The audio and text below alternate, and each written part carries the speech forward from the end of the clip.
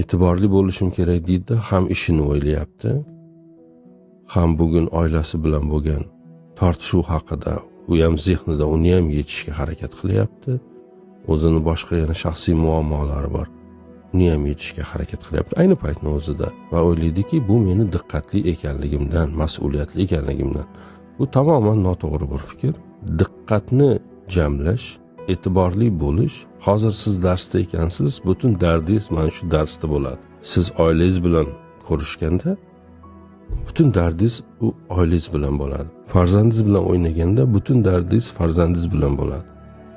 Ishlaganda butun dardingiz ishingiz bilan bo'ladi. Diqqatni jamlash bu. Lekin biz e'tiborliroqman, men e'tiborni jamlagan odamman, har narsa haqida o'ylayman. Bu noto'g'ri. 10 ga 100 ga parchalanib yotgan odam birorta ishni ham oxirigacha yecha olmaydi.